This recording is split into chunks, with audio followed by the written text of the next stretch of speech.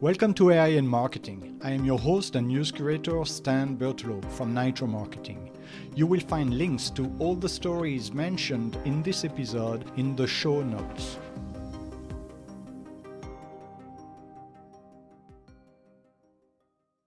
Hello, this is Nia, your voice for today's headlines.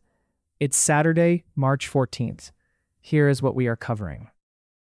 I use AI every day, and somewhere in the past year I started trusting my own thinking less.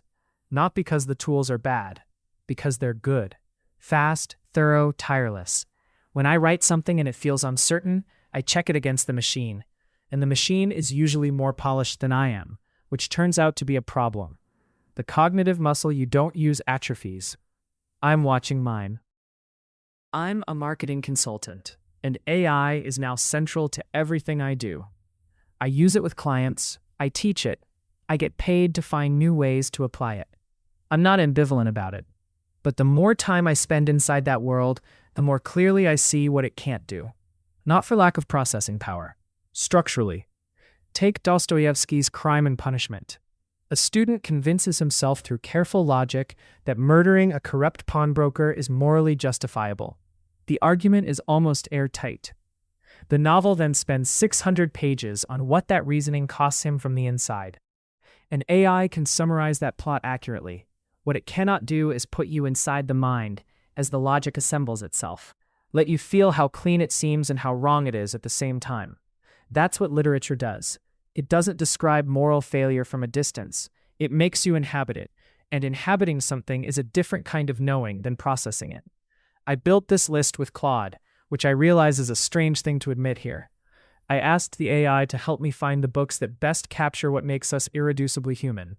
It had good answers, whether that proves the list works or quietly undermines the premise. 20 books, 2 years, one every 5 or 6 weeks. Different centuries, different continents, radically different assumptions about what a life is for. Some will resist you before they open up.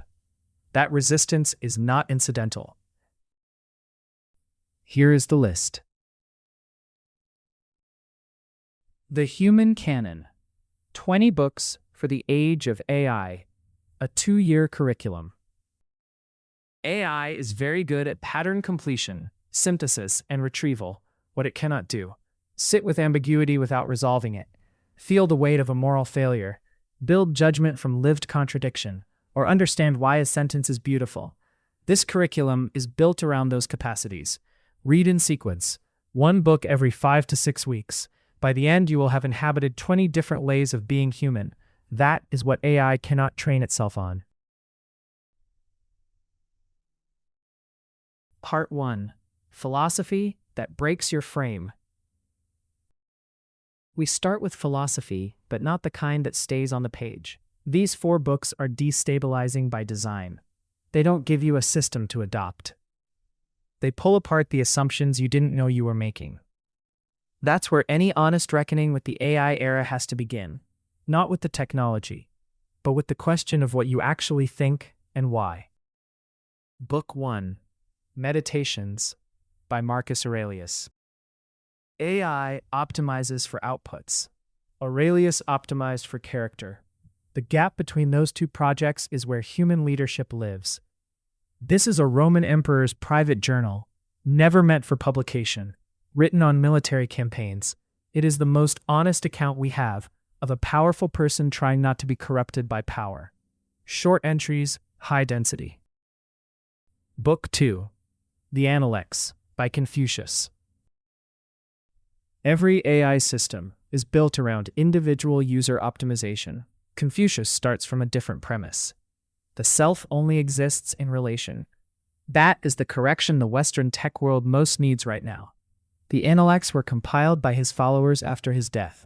They cover ethics, governance, family, and learning through short dialogues. Read slowly, not straight through.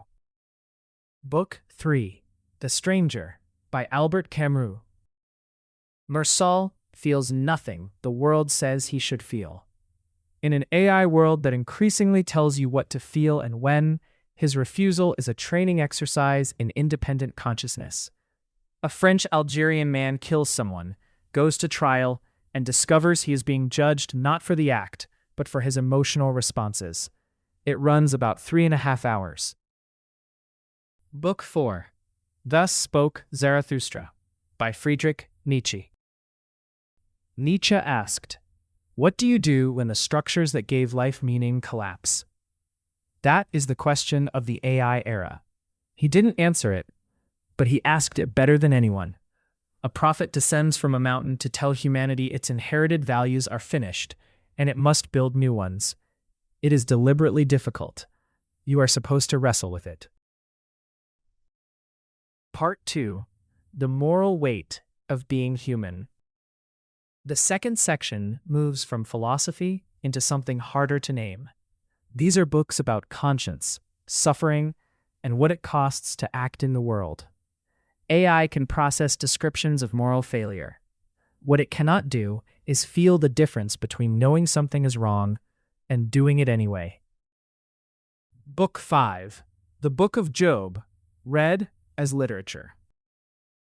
AI systems always try to explain outcomes. Job's wisdom is that some things don't explain, and demanding that they do is its own form of arrogance.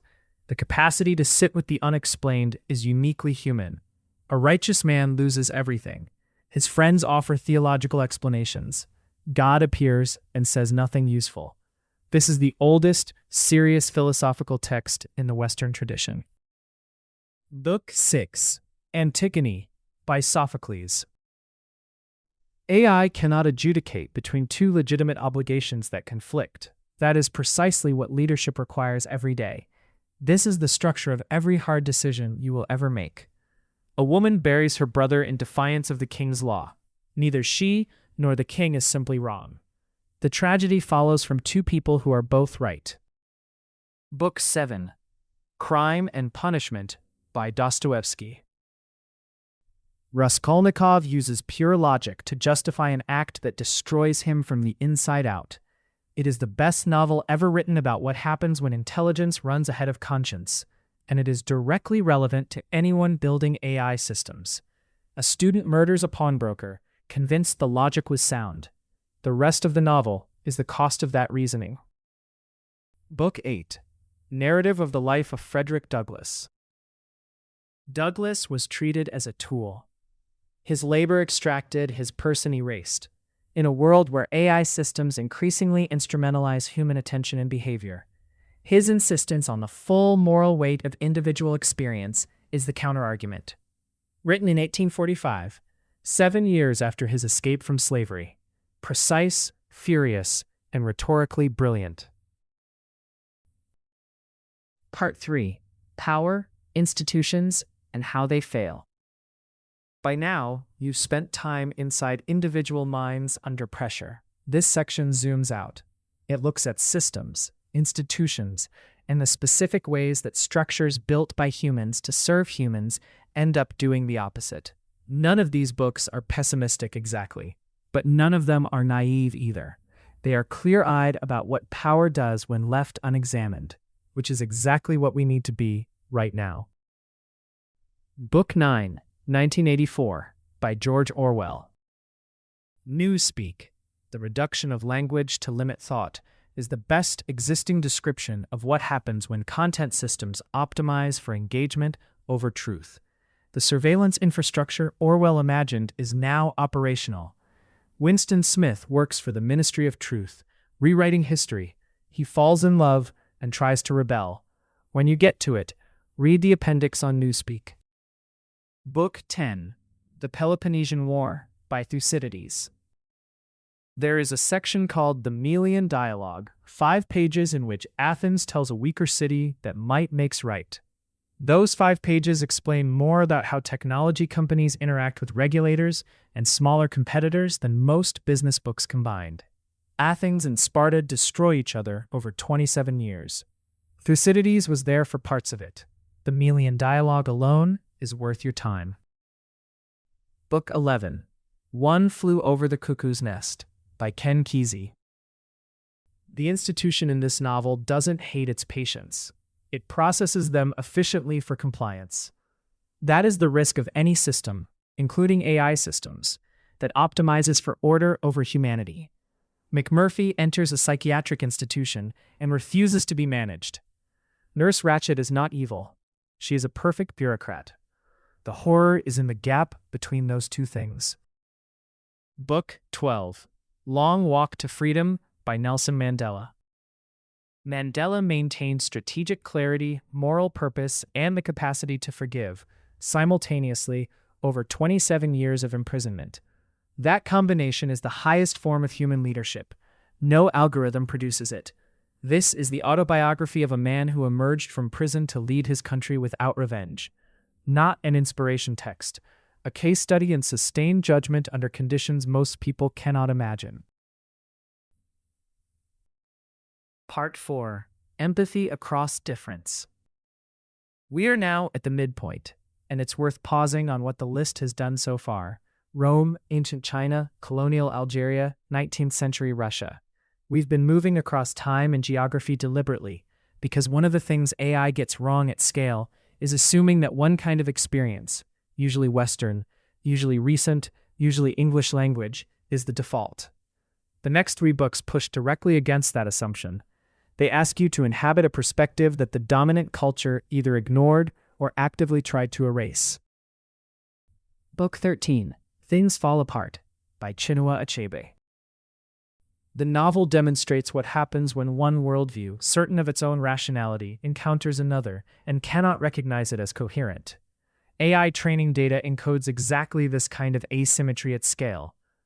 An Igbo warrior in 1890s Nigeria watches his civilization be dismantled by missionaries and colonial administrators who cannot see what they are destroying. Read this before the European novels, not after. Book 14. Season of Migration to the North by Tayeb Salih. A Sudanese man returns home after years in Europe, carrying both worlds inside him, without belonging fully to either. The experience of cultural in-betweenness gives certain people an irreplaceable perspective that AI cannot replicate. This is the Sudanese answer to Heart of Darkness, written from inside the post-colonial experience. Short, dense, and morally unresolved by design. One of the great Arabic language novels. Book 15. Waiting for Godot by Samuel Beckett. 2 people wait for something that never arrives, and fill the time with language that circles without landing. In a world of infinite content, Godot asks, what are you actually waiting for? And what do you owe the person next to you while you wait? Written after the Holocaust. 2 men, a road, a tree, a boy who comes and goes. Nothing resolves. The point is what they do anyway. Part 5. Knowledge, Bias, and How We See. Everything we've read so far has been in some sense about experience. This section is about knowledge itself, how it gets made, who gets to make it, and what happens when the process is less neutral than it appears. These are not abstract questions. Every AI system is trained on data that someone selected, labeled, and decided was representative. Understanding how knowledge encodes power is not an academic exercise anymore. Book 16. Orientalism by Edward Said. Said demonstrated that what looks like objective knowledge is often the perspective of the powerful, formalized into scholarship. AI training data is the most consequential version of this problem ever created. This book is not optional for anyone working in AI. Published in 1978, Said argues that Western scholarship on the Middle East and Asia was not neutral description, but a tool that served colonial power by defining what the so-called Orient was.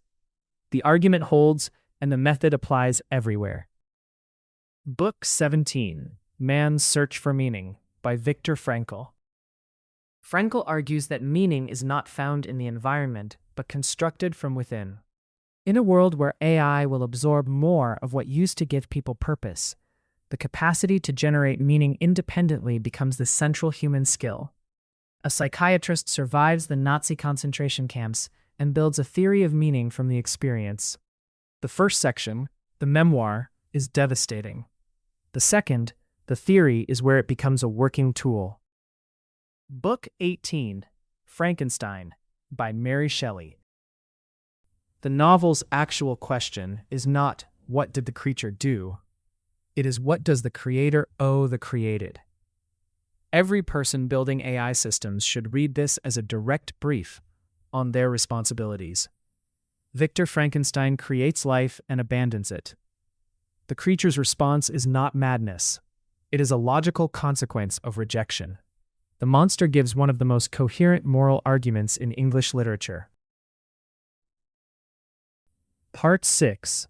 Cultural Breadth and the Long View. We end where we should, with the long view. These two books are separated by centuries and continents, but they share something. Both are about what happens after the ambition, after the striving, after you've optimized everything that can be optimized and still feel the question underneath it all. In a curriculum about staying human in the age of AI, this felt like the right place to land. Book 19, Siddhartha, by Hermann Hesse. The novel is about what happens when you achieve every goal you set and discover it wasn't the point. This is the trajectory of many careers in the technology industry. The earlier you read this, the more useful it is. A young man in ancient India leaves his privileged life, seeks enlightenment through asceticism, fails, tries pleasure and wealth, fails again, and eventually finds something quieter and harder to name. Short. Read it at a moment of transition. Book 20, Don Quixote, by Cervantes. This is the first novel in the Western tradition that knows it is a novel. A man who has read so many stories that he can no longer tell them from reality. In a world where AI generates infinite narrative at scale, Cervantes already mapped the territory. An aging Spaniard reads too many chivalric romances and sets out to be a knight. His companion Sancho Panza is sane. Together they cover more ground about fiction, reality, loyalty, and delusion than most philosophy. It is long. Listen across several months. The reading order. Start here, in this sequence. One book every 5 to 6 weeks. 1. Meditations, Marcus Aurelius. 2. The Analects, Confucius. 3. Antigone, Sophocles. 4. The Book of Job. 5. The Stranger, Camus. 6. Things Fall Apart, Achebe. 7. Narrative of the Life of Frederick Douglass. 8. Crime and Punishment, Dostoevsky. 9. Season of Migration to the North, Tayed Salih. 10. Orientalism, Said. 11. 1984, Orwell. 12. The Peloponnesian War, Thucydides. 13. Frankenstein, Shelley. 14. Waiting for Godot, Beckett. 15. Thus Spoke Zarathustra, Nietzsche. 16. Siddhartha, Hesse. 17. Long Walk to Freedom, Mandela. 18. One Flew Over the Cuckoo's Nest, Kesey. 19. Man's Search for Meaning, Frankl. 20.